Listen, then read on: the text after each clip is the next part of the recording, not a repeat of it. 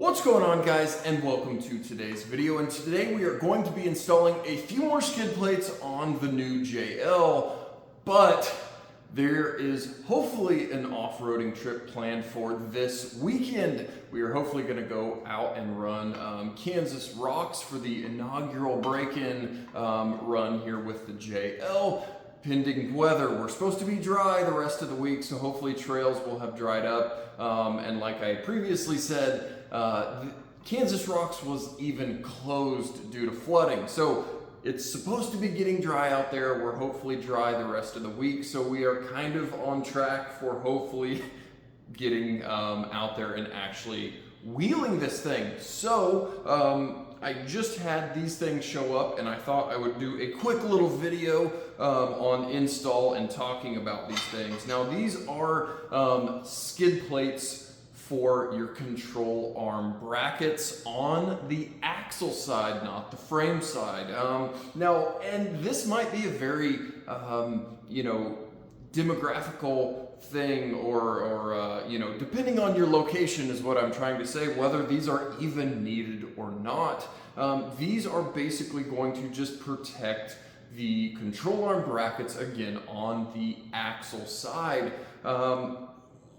Like I've said previously, our Kansas location, the places we wheel are pretty darn rocky. My Grand Cherokee that I previously had, those control arm brackets on the axle side, definitely the front axle, were absolutely getting bent and beat up from rock impacts. Now, was it damaged to the point where the vehicle was unsafe to drive? No. They were just getting bent and kind of folded to the side.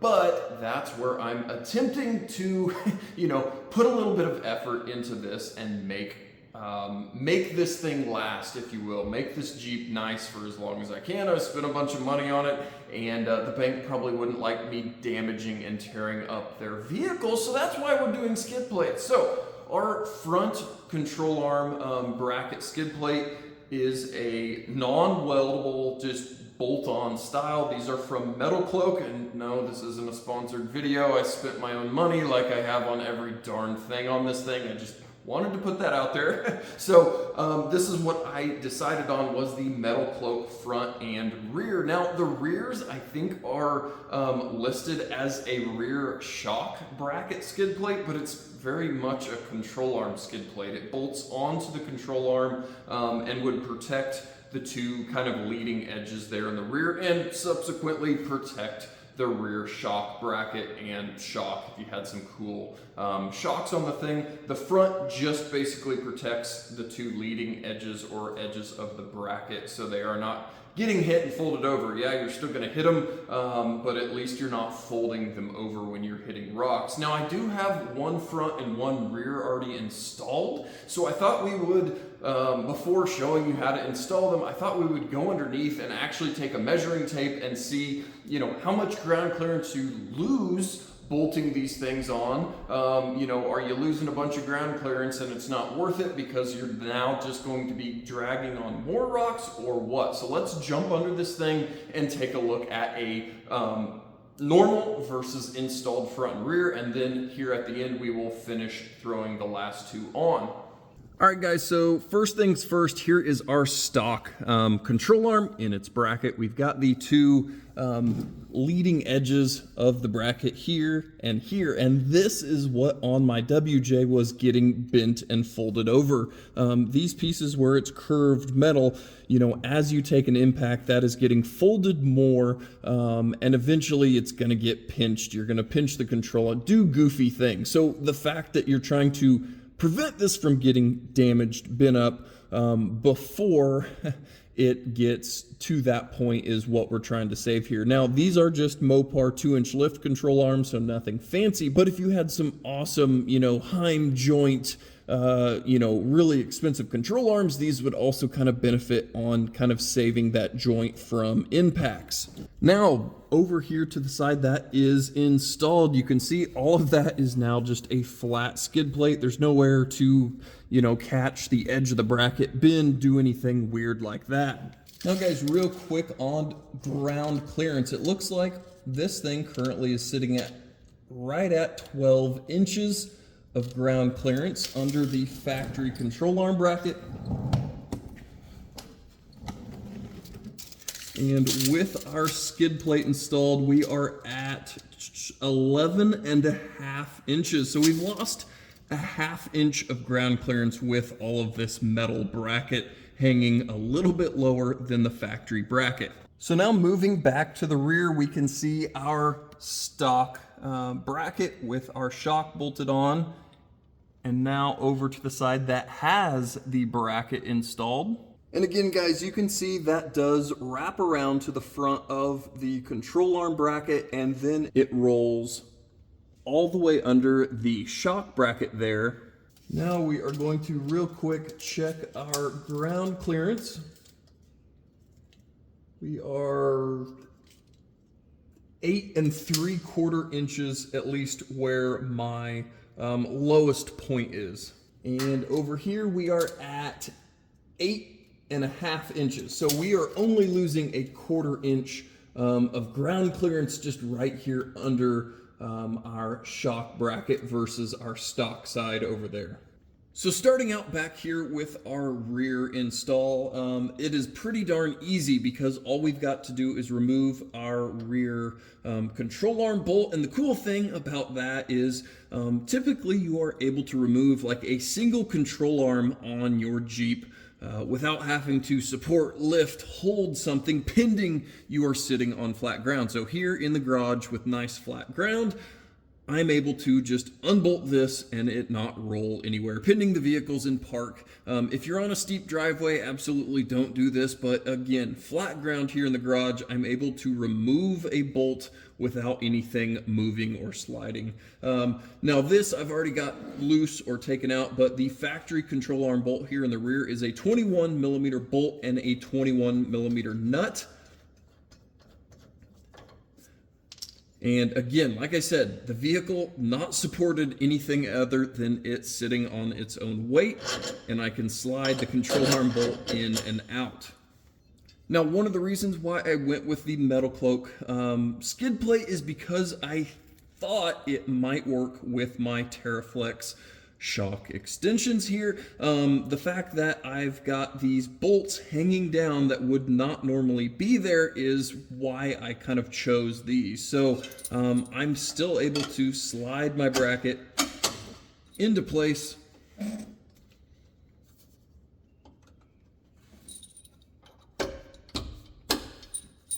Get my bolt lined up.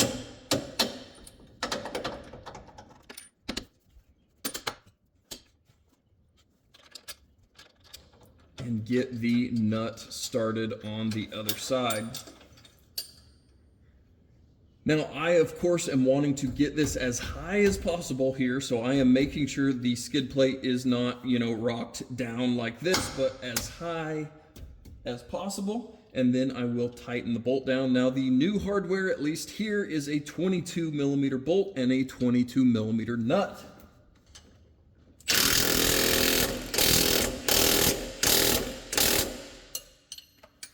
And guys, just that easy, you've got that skid plate installed.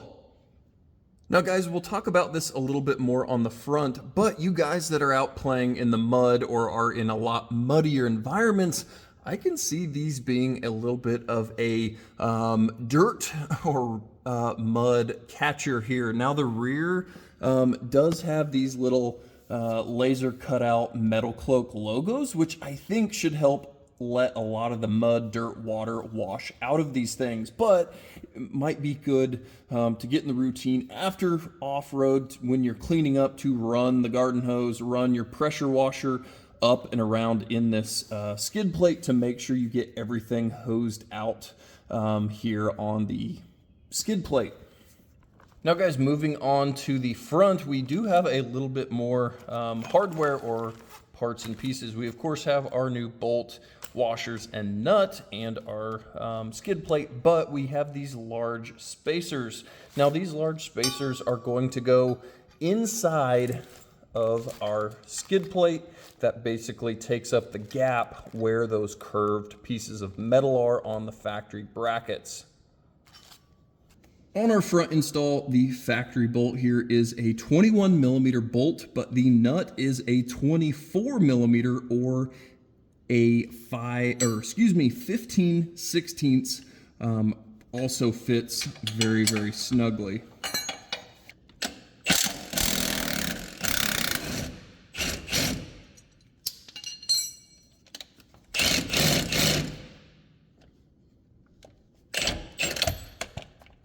And again, with the vehicle sitting on the ground with doing nothing else, we're able to slide that control arm bolt out.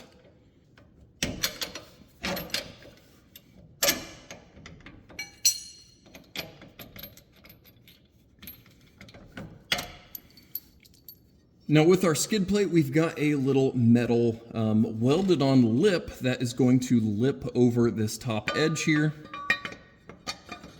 to locate that skid plate so it doesn't pivot around. Now those spacers that we talked about are going to go in between the skid plate and the factory bracket here to take up that gap, since these brackets have a big rolled edge here. Those are going to sit just like that on the edge of that bracket, so the bolt has something to pinch everything together with.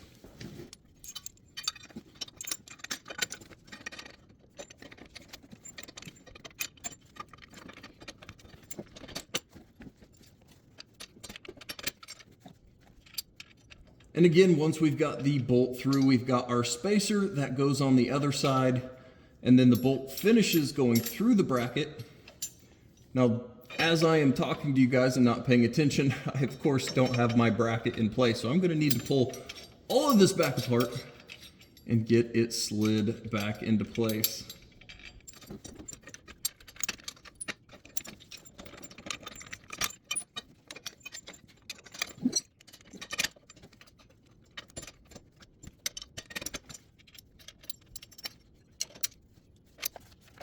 Now guys, as I am tightening this thing, once it is now installed correctly, I am pushing up on the skid plate as much as possible because there is a little bit of play. So again, I'm trying to get every little inch or ounce of ground clearance possible, so you are, making the most of what you've got.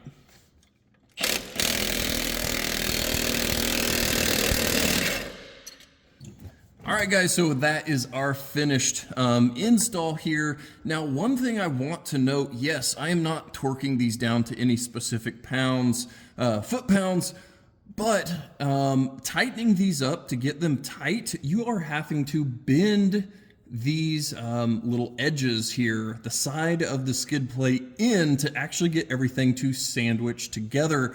It doesn't really come through too well here on camera. You could kind of see this one, barely kind of, but yeah, that skid plate has definitely had to bend inward even with that spacer there to get everything to sandwich together. Now guys, here is the back view of one of the front skid plates. You can see our big spacer there in between. These definitely look like they are going to collect dirt, mud, and grime. So this is going to be another place that you're going to want to get a power washer into after off-roading cleanup. There just is no cutout here on the bottom, so I can see this completely filling up with dirt and mud if that's what you are going through. Now here in the front, you still look like you'd be able to get your power washer to power wash stuff out, but keep in mind that these things definitely look like they're going to collect some dirt and mud when you're off-road. So guys, that should finish up today's video. Now, like I said, this should be very dependent on your type of terrain that you're off-roading on. If you've had your Jeep for a while and you've wheeled it a whole bunch, go out and take a look at those control arm brackets. Maybe yours have never even been touched. But, like I said, my Jeep Grand Cherokee that I previously wheeled since 2019, those were absolutely banged, bent, beat up there on those axle brackets. So that's what I'm hoping to prevent with these and keep them a little bit nicer, a little bit straighter, keep them a little bit little bit more, integrity there on those brackets. But like I said, go out and look at yours. Maybe yours has not got a scratch at all on it, and these would be an absolute waste of money. We did measure the ground clearance loss. What did we find? A 1/2 inch of ground clearance loss there in the front because those brackets swoop down a little bit more. Back there in the back, I've only got about a 1/4 inch of ground clearance loss. And again, these are only just in a super small area there with those control arm brackets. So it's not like you're losing it across the whole width of the axle. So keep that in mind as you are, potentially thinking about doing these or not.